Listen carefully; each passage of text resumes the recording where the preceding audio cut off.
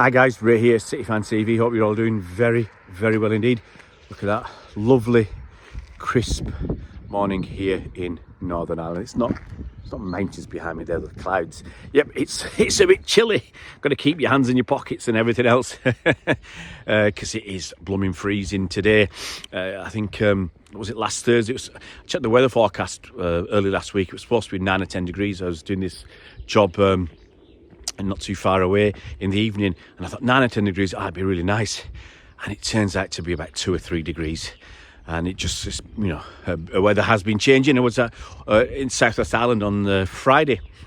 That was cold and it was snowing, so yeah I'll be glad to get back to England, to going over on the ferry today, so hopefully get a few more videos out this coming next 2 weeks. But I mean to talk about KdB, not me. I mean to talk about KdB and this, in my opinion, ridiculous link between KdB and a move to Saudi Arabia. So let's look at that.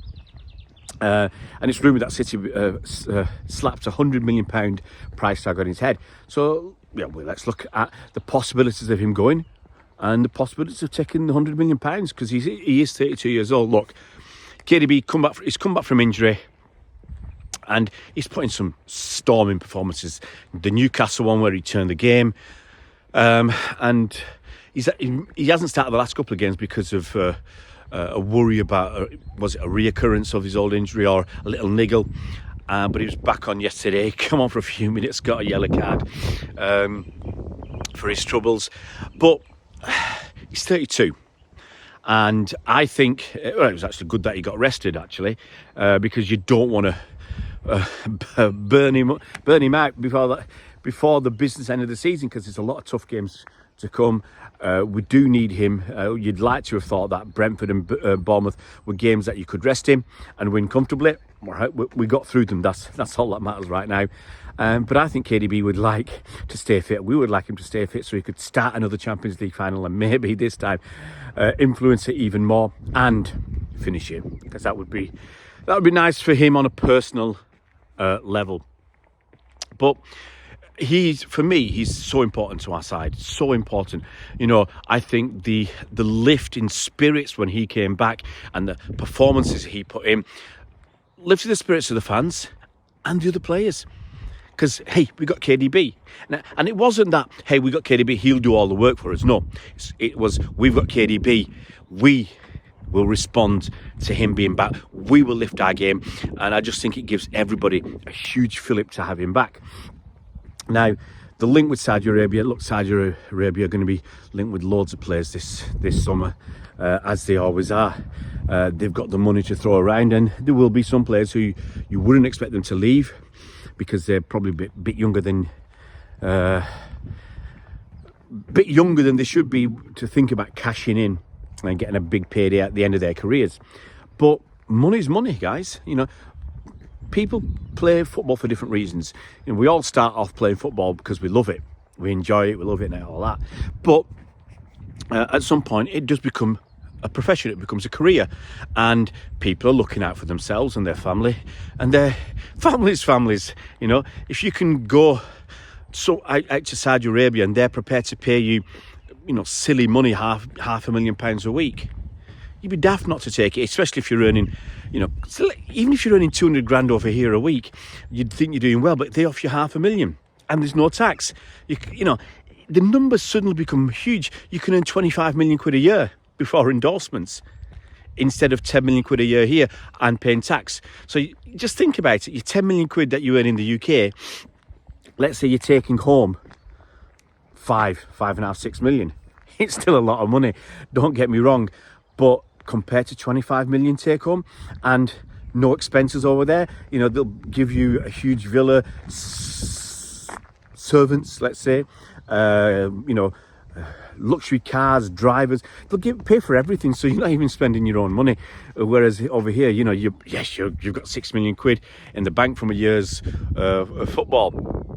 year's earnings, but you know that you've got to pay to live and everything else. But over there, everything's taken care of, so it makes a huge difference. And you do that for 2 or 3 years, you know, come on, can you imagine doing that for 2 years, having 50 million quid in the bank?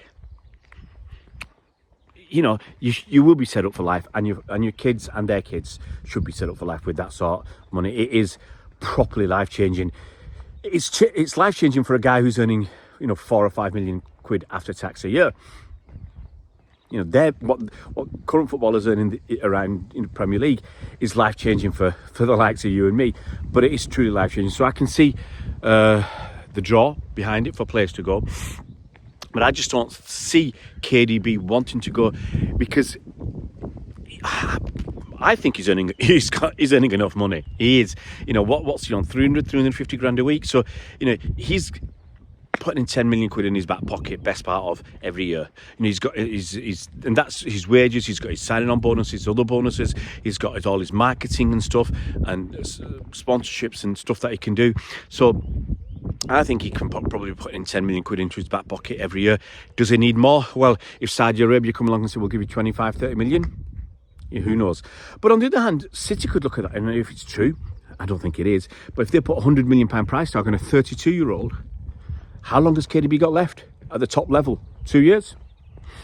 You know, City are very good. I've said this before. Ferran Soriano explained the curve. Okay, this bell-shaped curve where you get a player and a manager, and they get to the top of the curve, and they're playing at the top of their game, and then they go over the hill, and you don't know we don't know when someone's going to go over the hill as a player or a manager. And for some of them, the decline can be very rapid. Others, it takes time. Look at Ronaldo. Okay, he's 38, 39, still playing good. He's still playing reasonably well, okay? But other players, you know, they come to 31, 32, and the decline is so swift that they pack it in. So we don't know where on that curve KdB is. Now, you could argue, because of some of the injuries he's had in his career, he hasn't got as many miles under the clock as others. But you could also argue that those injuries have taken their toll, and he hasn't got many miles left because of those injuries. We just don't know. So we don't know where he is on that curve. Now, if City could look at this, I know you can't believe how you can say this, but City could look at this and say 100 million quid. That's a lot of money. It's a game changer. Now, people say, why do you need the money? You need the money to replenish.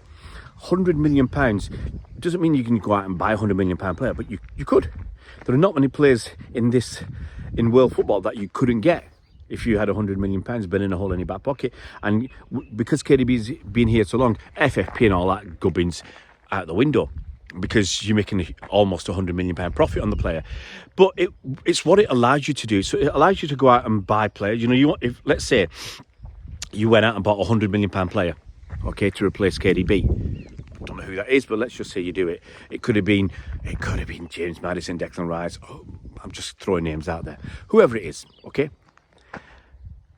And you amortise him, you depreciate him over, let's say, 5 years. It's only hitting your accounts at 20 million quid a year.